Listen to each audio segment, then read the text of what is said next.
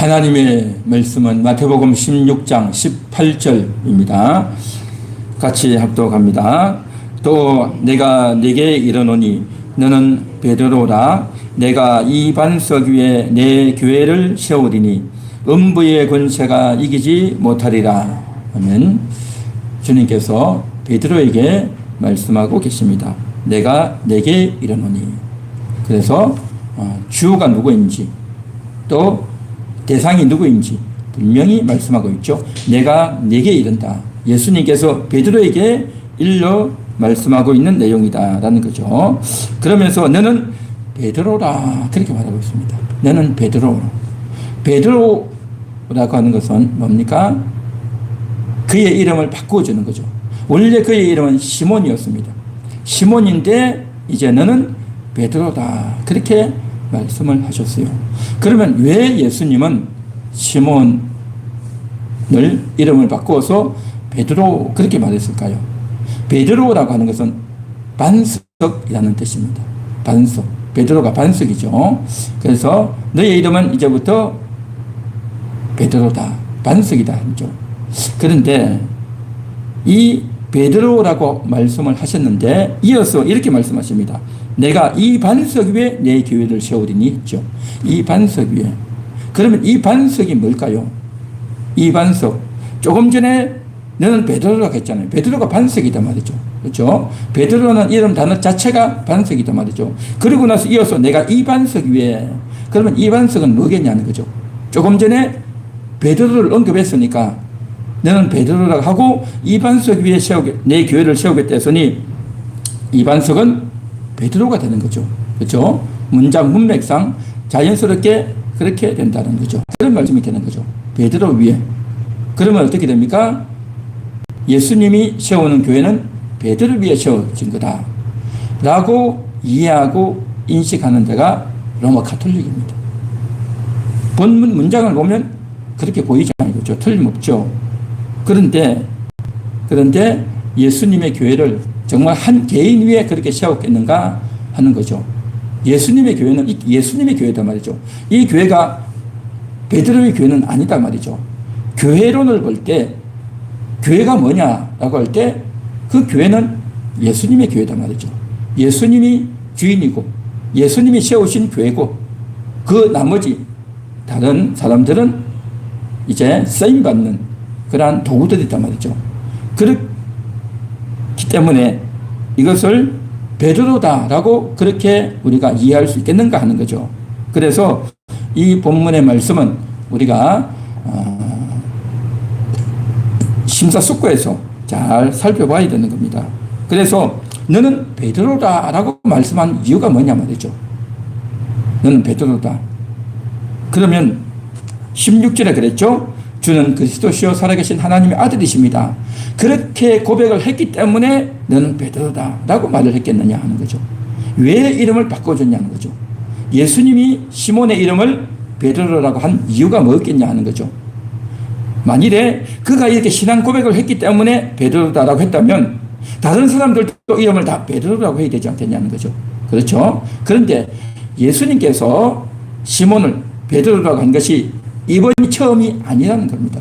요한복음 1장 46절에 보면 너는 이제 게바로 부를 것이다. 그렇게 말씀하셨어요. 요한복음 1장은 언제냐면 예수님이 사역 초기에 제자들을 부를 때에 너는 이제 게바다 라고 했죠. 그 게바의 뜻이 뭐냐면 게바의 뜻이 반석입니다. 그러니까 게바는 뭐냐면 아람어예요. 아람어. 아람이라고 하면 어떻습니까? 원래 북이스라엘 나라 북쪽에 있는 아수르, 그렇죠. 아람 나라의 군대 장관, 문둥병 걸렸던 군대 장관이 와서 치료받고 돌아가죠. 그게 바로 뭡니까? 아람 나라다 말이죠. 그 아람 나라의 언어가 아람어인 거죠. 그러니까 예수님 당시에도 이 아람어가 이스라엘 나라를 다스리는 그 공용어였어요. 그래서 아람어도 게바는 아람어. 그러니까 이 사람들이 아람어도 쓰고 이스라엘 말도 쓰고 또 뭡니까? 그때 당시 헬라니까 예수님 당시는 헬라 문화권이니까 헬라어도 쓰고 그런 거죠. 그러니까 아람어도 쓰고 헬라어도 쓰고 이스라엘 사람도 쓰고 이 말이 이게 많이 혼용돼서 쓰이던 그러한 시기였다라는 거죠. 그래서 예수님이 너는 게바다 해놓고 그렇게 말씀하시고 이제는 너는 베드로다 하는 거죠. 그러니까 게바도 반석이고 베드로도 반석이에요. 그러니까 헬라어로 하면 베드로이고 아람어로 하면 게바다 말이죠. 똑같아요. 똑같은데 전에는 너는 이제 게바다라고 해놓고 이제는 너의 이름이 베드로다라고 하면서 다시 한번 해준 거죠. 너는 반석이 아니냐라고 이야기했던 거죠. 다시 말해서 뭐냐면 그가 신앙 고백을 했기 때문에 너는 베드로라고 한 게 아니라 이미 그의 이름을 정해줬던 거죠.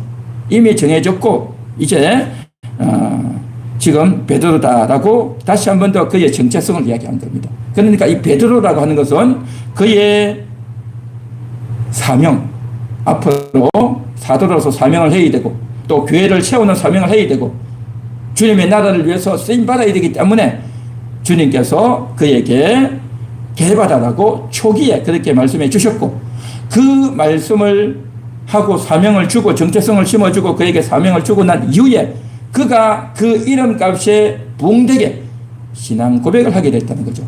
그래서 주는 그리스도시요 살아계신 하나님의 아들이시니다라고 고백할 때 17절에 예수님 뭐라고 말씀하십니까? 너는 복이 있다. 이것을 내게 알린 게 아니라 내 혈육이 아니다. 내 부모나 내 스승이나 인간적으로 내가 누구에게 배워서 한 게 아니라 하나님이 알려주셨다라는 거죠. 그래서 그의 이름이 게바가 되고 나서 게바가 되고 반석이 되고 나서 거기에 부합되는 부응하는 은혜를 하나님이 주셨다는 거죠.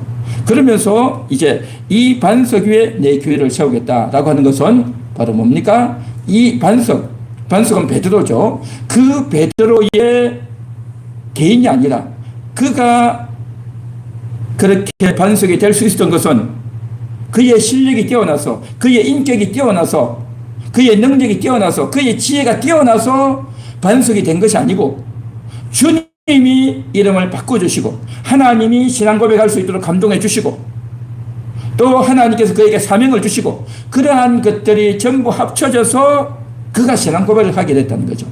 그렇기 때문에 여기서 이 반석 위에 내 교회를 세우겠다는 것은 베드로 개인이지만 그가 신앙 고백을 했고 그 모든 것들에서 하나님과 예수님의 그러한 작품의 결과로 이렇게 신앙 고백이 나왔다는 거죠. 다시 말해서 정리하자면 이건 뭐냐?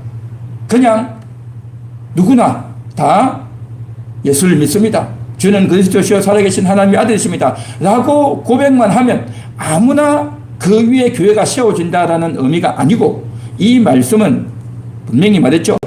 내게 예수님이 베드로에게 하신 말씀이다 말이죠. 그렇기 때문에 베드로가 그런 사명을 받았고 이름이 바뀌어졌죠. 반석으로 이름이 바뀌어졌고 그가 신앙 고백을 했던 이 위에 교회가 세워진다는 거죠. 이게 무슨 말일까요? 이것은 베드로에게 하신 말씀인 겁니다. 이걸 우리가 1차적으로 잘 이해해야 되는 겁니다. 그래서 신약의 교회는요, 이 베드로에게 그리고 베드로를 통해서 하나님이 놀라운 역사를 해주고 있다는 것을 우리가 인식하고 이해를 해야 된다는 것입니다. 그래서 이 반석 위에 교회를 세우겠다는 것은 베드로를 통해서 또 베드로뿐만 아니라 베드로와 함께 있는 다른 사도들을 통해서 그에게 주신 사명, 그에게 주신 정체성, 그에게 주신 깨닫게 해주신 그 감동, 신앙 고백, 그것을 통해서 하나님이 놀라운 일을 해나가겠다 하는 그러한 약속의 말씀인 겁니다. 내가 내게 했다는 거죠. 그래서 에베소서 2장 20절에 보면 이렇게 말씀하십니다. 너희는 사도들과 선지자들의 터 위에 세우심을 입은 자다. 그랬어요. 사도들과 선지자들의 터 위에 세워졌대. 이게 무슨 말일까요? 그냥 우리는 예수 믿으니까 하나님을 만나 예수님 믿으니까 근데 예수 믿는 사람 아니냐 말이죠. 근데 예수님의 터 위에 우리의 터는 예수님이니까 그 예수님의 터 위에 세워졌다고 그렇게 이제 성경에서 이야기하지만 또다시 뭐라고 하냐면 사도의 터 위에 세워졌다. 이걸 이야기하는 겁니다. 사도의 터 위에 세워졌다. 이게 무슨 말일까요? 이게 중요한 내용인 겁니다. 그냥 우리가 예수 믿고 그래 우리 크리스찬이야. 우리는 그리스도인들이야. 라고만 우리가 생각하는데 맞죠? 우리는 예수님 때문에 교회가 되었고 같은 공동체가 되었으니까 우리는 예수 믿는 사람이죠. 그런데 성경에서는 하나를 덧붙이고 있다는 거죠. 사도들의 터 위에 사도들의 터 위에 세워졌다는 거죠. 이것이 바로 예수님이 정하신 터인 겁니다. 예수님이 정하신 터. 그래서 요한계시록 21장, 22장에 가면 뭐가 나오냐면 12진주문이 나오고 12기초석이 나와요. 그래서 12지파, 구약의 12지파를 따라서 저들이 믿음을 갖게 되었고, 또 신약은 12사도들의 터 위에 세워졌다. 딱 이야기하고 있는 겁니다. 이게 놀라운 하나님께서 세우신 질서이다라는 거죠. 이게 뭘까요? 그냥 예수 믿으면 되죠. 왜 그런 터가 필요할까요? 중요합니다. 예수님은 2000년 전에 오셨죠. 2000년 전에 오셔서 복음을 전하시고 십자가에서 고난당하시고 죽으셨습니다. 그런데 그 예수님은요, 어떤 신약 성경도 쓴 적이 없어요. 예수님은 말씀만 하셨고, 전도하셨고, 기적을 행하셨고, 또 십자가에서 고난당하시고 죽으실 뿐이었어요. 예수님이 했던 모든 말씀을 듣고 받아서 기록에 남기고 그것을 많은 교회가 알 수 있도록 오늘날까지 영혼의 양식으로 삼을 수 있도록 기록해주고 전달해주고, 우리가 예수를 만났다, 그 예수가 하나님의 아들이다라고 증언을 해주는 사람이 필요하다는 거죠. 이게 굉장히 중요한 겁니다. 그들을 가리켜서 사도라고 하는 겁니다. 12제자 사도라고 한다는 거죠. 그래서 우리가 지금 사실은 성경을 통해서 배우는 것, 신약 성경 다 누가 썼습니까? 사도들이 썼죠. 마태복음, 마태가 12사도 중에 한 명이죠. 그리고 마가복음, 마가는 12사도는 아니죠. 그러나 베드로에게 배웠죠. 그러니까 베드로가 전하는, 사도인 베드로에게 듣고 배웠던 사람 마가. 그리고 누가도 사도는 아니죠. 그는 사도였던 바울을 통해서 또 배운단 말이죠. 그러니까 결국 신약 성경은 사도들이 직접 기록했거나 사도에게서 듣고 배웠던 사람들이 썼거나 그런 거라는 거죠. 그렇기 때문에 이 신약 성경을 통해서 우리가 안다는 거죠. 그래서 왜 지금 이 이야기를 거창하게 하느냐 하면, 예수님이 직접 했다는 말도 사도들이 전해줘서 우리가 받는 거라는 거죠. 그게 바로 신약 성경 아니냐는 거죠. 그런데 그 이후에 곳곳에서 내가 하나님의 계시를 받았습니다 라고 하면서 하나님이 나에게 음성을 들려주셨습니다 해가지고 각종 이야기를 하는데, 사도들을 통하지 않고 예수님께서는, 하나님께서는 역사를 안 한다는 겁니다. 사도들을 통해서 일을 한다는 거죠. 다시 말해서 사도들이 한 말 외에 다른 말은 절대 듣지 말라, 받지 말라라고 했다는 거죠. 그러니까 결국 뭡니까? 사도들을 통해서 이야기 전해진 이 신약 성경 외에 다른 것은 그 무엇도 받을 수 없다는 겁니다. 그렇기 때문에 각종 영성을 체험을 했고, 환상을 보았고, 유명한 강사이고, 유명한 목회자이고, 교회를 부흥시켰고, 대단한 인물이고, 기도 많이 했던 사람이고, 온갖 이야기를 해도 그 말은요, 받을 수가 없다는 겁니다. 예수님께서 세팅하고 인정한 자는요, 베드로이고, 그리고 베드로를 비롯한 사도의 터 위에 사도들이 전해준 이 메시지, 그들이 정언한 이 복음, 그거 외에는 복음을 전하지 못하게 했다는 겁니다.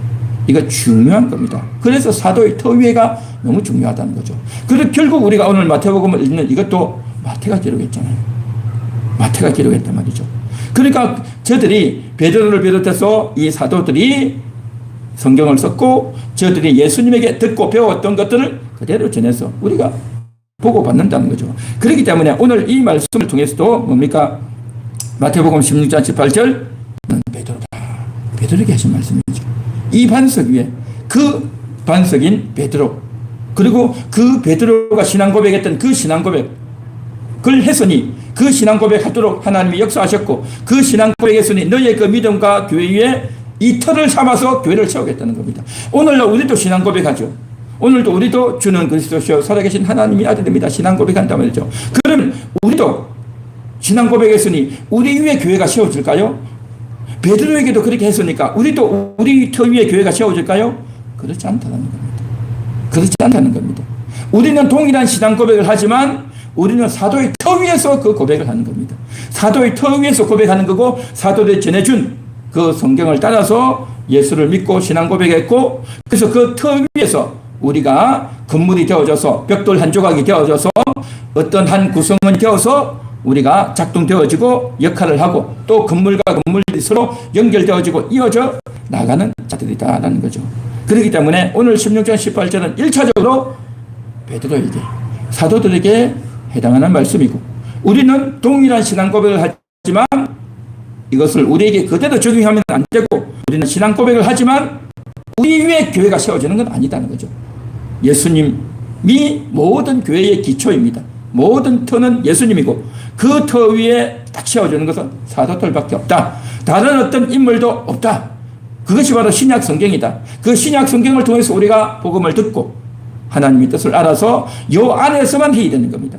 이것을 벗어나서 다른 음성을 들었다, 기도했다, 하나님 말씀했다라는 거 하는 것은 사실은 받을 수가 없다는 겁니다. 그래서 여기에 준한 이 신약 성경의 기초에 맞는 말씀이어야 그것이 바로 사도의 터 위에 있는 거고 그래서 우리도 신앙 고백하는 것은 사도의 터 위에서 신앙 고백하는 것이고 그 기준과 그 질서를 예수님이 정했다는 거죠. 주님이 정했다는 겁니다. 그렇기 때문에 다른 주장을 하는 사람들은 다 어떻게 되느냐? 이단으로 몰리는 겁니다. 그래서 이단이 된다는 거죠. 그래서 교회의 기초가 너무 중요하다는 거죠. 이런 교회의 기초 위에 뭐가 되어지느냐? 영혼을 구원하는 겁니다. 이런 양들이 올 수 있도록 우리가 전도하고 복음을 전해서 목자의 심정으로 정말 우리가 한 영혼 한 영혼 만나고 우리의 가족들, 친지들, 우리 주변에 있는 사람들에게 복음을 전해서 하나님을 만나도록 해야 된단 말이죠. 그래서 저들이 교회 안으로 들어오도록 해야 된단 말이죠. 그런데 중요한 것은 뭐냐? 그 교회의 주인은 내가 아니고 신앙을 고백했던 그 사람들이 아니라 목사가 아니고 어떤 인물이 아니고요. 바로 예수님이라는 거죠. 내 교회, 예수님의 교회라는 거죠. 이걸 우리가 꼭 기억해야 되는 겁니다. 그렇기 때문에 그 이런 양을 구하고 이런 양을 찾는 것의 주인은 누구냐? 예수님이라는 겁니다. 우리도 그 일을 하려고 애를 쓰지만 궁극적으로는 예수님이 한다는 거죠. 예수님이 하는 그 일에 우리가 쓰임받아서 우리가 도구가 되어서 우리도 거기에 동참하는 것이 사실은 내가 하는 게 아니죠. 우리의 능력을, 우리의 실력으로 어떻게 영혼을 구원하겠습니까? 말도 안 되죠. 우리가 말한다고 해서 그들이 듣겠습니까? 안 듣죠. 우리는 예수님의 말씀에 따라서 예수님의 지시와 감동을 받고 우리는 나가서 전할 뿐이죠. 그게 전했는데도 불구하고 기도하고 열심히 지냈는데도 불구하고 그가 듣고 올 수도 있고 지금은 안 오지만 나중에 올 수도 있고 그 영혼을 궁극적으로 책임지는 분은 예수님이라는 거죠. 이거 우리가 반드시 기억해야 될 줄 믿습니다. 그렇기 때문에 이 교회의 터 위에 사도들의 터 위에 세워진 교회이고 그 터 위에 오늘날 우리 함께하는 교회도 있는 것이고 모든 교회가 있다는 거죠. 이 인식을 가지고 이제 나아가야 되는데 오늘 예수님이 뭐라고 말씀하셨냐면 내 교회를 세우리니 음부의 권세가 이기지 못한다라고 했어요. 음부의 권세. 이 음부의 권세는 다른 말로 하면 음부의 문들이다라는 거죠. 음부의 문. 다시 말해서 우리 눈에 보이지 않지만 음부의 문이 사탄의 권세가 죽음의 권세들이 교회를 대적하는 자들이 교회를 잡아먹으려고 하는 자들이 너무 많다는 거죠. 예수님은 그걸 먼저 알았다는 거죠. 내 교회를 세우리니 내 교회를 세우리니 해서 너희는 열심히 나가서 복음을 전해라. 영혼을 구원해라. 하나님의 뜻이 이루어질 거다. 그렇게 말씀하지 않고 내 교회를 세우리니 해가지고 바로 하신 말씀이 음부의 권세가 이기지 못하리라. 이게 뭐겠습니까? 바로 교회 위에 음부의 권세가 있다는 겁니다. 온 세상에 음부의 권세, 음부의 문이 사탄의 세력들이 드글드글 하다는 거죠. 우리 눈에 보이지 않는 먼지들이 얼마나 많습니까? 집 안에도 있고 방 안에도 있고 가는 곳마다 먼지가 세균이 드글드글 하죠. 눈에 안 보이지만 다 있단 말이죠. 그럴 정도로 음부의 권세가 쫙 깔려 있다는 거죠. 다른 말로 하면요, 이 세상에 이미 음부의 권세가 있는데 그 음부의 권세 그 위에 교회를 세운 겁니다. 사실은. 그러니까 음부의 권세가 너무 많다는 거죠. 그 음부의 권세가 뭘 합니까? 바로 우리에게 와서 부정적인 생각을 넣고 의심하게 하고 낙담하게 만들고 그렇게 한다는 거죠. 우리는 예수님의 말씀을 듣고 복음을 전하려고 하지만 뭡니까? 사람들이 안 듣고 또 열심히 하는데도 불구하고 안 오니까 내가 이게 전도하는 게 맞나 해가다가 낙심도 하고 좌절도 하고 나는 전도 연수가 없다. 저 사람은 안 되겠다 하고 온갖 부정적이고 의심하고 낙담하고 포기하는 그런 마음들이 막 든단 말이죠. 이게 뭐겠습니까? 음부의 권세예요. 음부의 권세가 우리의 마음을 작동해서 전도 못하게 하고 또 우리가 그래도 용기를 내서 가지만 상대방은 전도의 말을 하려고 하면 바쁘고 말할 분위기도 아니고 막 그렇단 말이죠. 그러니까 상황을 어렵게 만들어서 복음을 못 전하게 하고 상황을 어렵게 만드는 것들.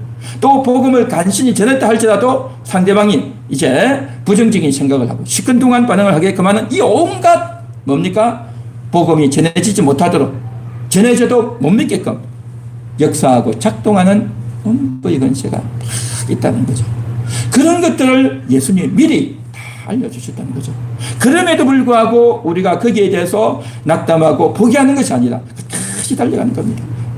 음부의 권세가 뭐라고 했습니까? 이기지 못한다는 거죠. 음부의 권세가 이기지 못한다. 음부의 권세가 있다는 걸 알고 그것은 우리 눈에 보이지 않지만 예수님은 그걸 다 알고 계시다는 거죠. 우리는 모르지만 주님은 다 알고 계시다는 거죠. 알고 계시기 때문에 딱 선언하시고 우리에게 미리 딱 말씀하시는 겁니다. 그것들이 반대하고 공격을 해오겠지만 그것들은 절대 이기지 못한다는 거죠. 왜요? 예수님이 보고 있기 때문에. 주님의 교회이기 때문에. 그래서 이러한 교회의 기초가 딱 세워지고 우리가 인정하고 우리는 쓰임받는 도구라는 걸 알고 우리는 사도의 터 위에 세워진 교회다.